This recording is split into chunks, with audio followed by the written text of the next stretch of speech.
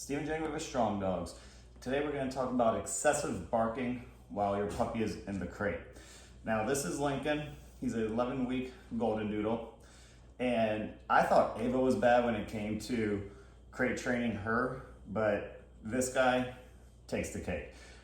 First day in the crate, it was so loud. Now I'm going to do an board and train with him for a client, and it was so loud I almost thought about giving the dog back, because being in the apartment, the excessive barking was just so loud. I was afraid the neighbors were gonna just get pissed off and like kick me out of it, whatever.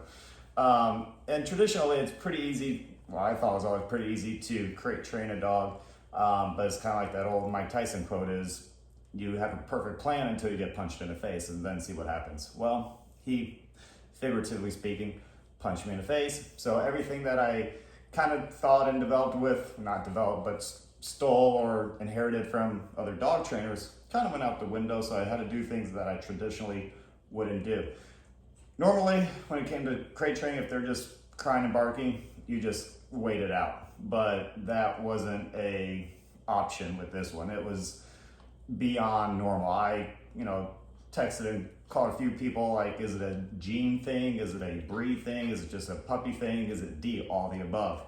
So then I had to go and, kind of start from ground zero of being in a crate, and then work my way up to figuring out how can he be in a crate while not excessively barking, because it can be annoying. And that's where I came up with this video, because if I had to deal with him, I guarantee you someone else has had this problem too. And like I said, I've had it with Ava, but this guy went beyond that. I went to the extreme. So what I would normally do with crate training is kind of like what I'm going to do right now, is just put him in there and hand feed him. Right now, he does not want to be in this crate. He doesn't go in. Even with luring, he will slowly get in. But for the sake of video, I'm just going to put him in, and he's actually being really good right here, next to the crate, and because I'm covered in food right now. And this is where we did our obedience outside, but we're gonna go ahead and do the second half of training, and that's just in the crate, and this is where I'm gonna hand feed him. And just throughout this video, just gonna tell you the things that I had to do in order to get him better in the crate. I'm not saying he's perfect yet, he's not, but he's at least to the point where he's not excessively barking and you can still live manageably while doing your own thing and not having to deal with the excessive barking. Because if someone lives in an apartment, like I said, it's amplified, and I don't want anyone to get evicted or just have piss off neighbors, and if your houses are close, you can still have the same problem. So anyway, all this is very, you can be in the same boat regardless. So things I had to do was, again, start from ground zero, because he never been in a crate. And this is where I've just been hand feeding him and trying at first, even by putting his bowl in there with the food and closing the door, he would not want it. He just wouldn't eat. But again, because of the timestamp I always put on feeding, you've got 15 minutes while the food is out. If you don't eat within that 15 minutes, it goes away. So the first day and a half, he slowly understood that, but then it's not fair. I still want to make it enjoyable, so that's why I just started hand feeding him with the door open. But every sporadically, I would close the door just so he can get comfortable being in the confines. Now, none of this is what I'm saying is brand new. It's not.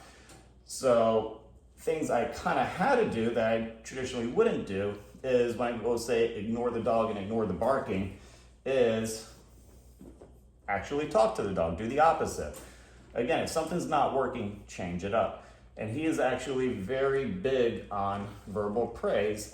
Little one, not yet. There you go. So I started talking to him, and so when he's in the crate and being good, I'll just randomly say, Lincoln, good boy, things like that.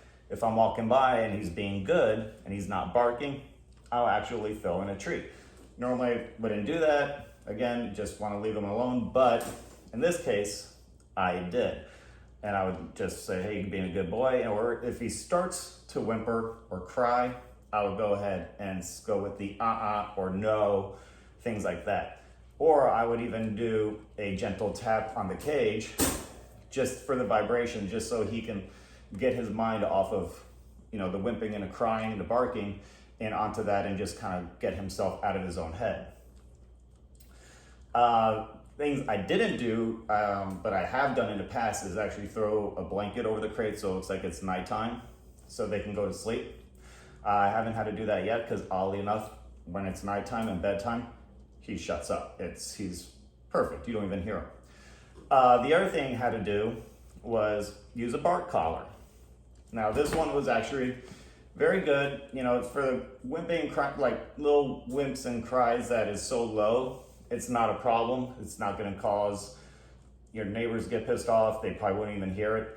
It doesn't vibrate at all. But when it comes to the loud barking, that's when it'll get a vibrate. And again, it just kind of shakes them off. So they learn not to bark excessively while they're in the crate. Again, just because your dog is barking in the crate, do not neglect crate training. Don't do it. Your dog needs to learn how to be separate and away from you. Everyone likes them being your shadow. It's cute, it's adorable, they love you, of course. But this is how, one, they build confidence in themselves, like, okay, I can live and manage and be okay in this place and away from you. Two, it's also a godsend when it comes to potty training, because when they're in here and it's small enough, they're not going to want to go in their crate because that's where they're going to have to lay and sit. They don't want to do that. But if they're freeing around the house, then they will, because they don't have to be around it. So when you get them on a schedule and a routine every few hours, crate training is awesome when it comes to potty training. So you can't neglect that when it comes to teaching your dog not to go in the house. The other things I had to do, wouldn't do, you dropped one, is just because you use a bark collar. And there was the other toy that a couple of clients had sent me or recommended. It was kind of like a heated toy or a heartbeat toy. You can get it on Amazon. I forget the actual name of it. Again, I never used one of those, but I've heard great, wonderful things. Again, the bark collar and the little heart toy or warm toy, I get nothing from it. So if you go and you buy one and it works, awesome, great for you. I get nothing. It's not like I'm trying to promote these toys or tools. I get literally zero. But if they work, I will say you might want to use it if excessive barking in a crate is one of the issues you're having. Now, just because you're using those tools and gadgets does not mean you should be neglecting something like this either. That's just icing on the cake.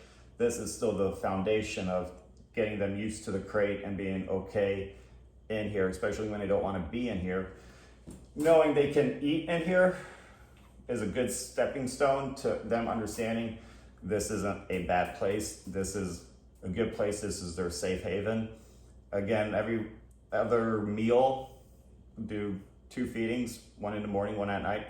One I'll be like this, the other one, I would actually put their tray of food, which is right over behind me, in there with him. And if I know he can eat in here with his bowl, he's getting very comfortable. A dog would not eat if they're not comfortable, or if they're in too high of state and prey drive or something like that. If they're eating, there means they're chill and calm and excited and being okay. Okay, so try that out. So if you're ignoring them, keep ignoring it, but certain times you might have to reinforce that behavior with a good boy, a good Lincoln, or insert your dog's name here. Or if they're just way too much, you might have to give them a little thump on the crate to get them out of their head. If it's throughout the day, you might want to invest and look into the bark collar. It's very humane, it's very diligent, so it's not like it's going to hurt them. It's not like an e-collar, it's just a quick little vibrate.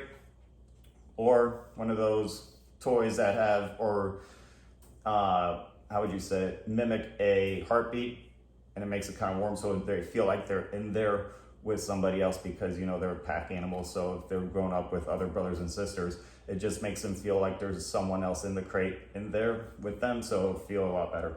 Other than that, just takes time, and then just keep hand feeding, making sure they're feeling comfortable in there, and then just be patient. All right, good luck. Talk to you next time. Done.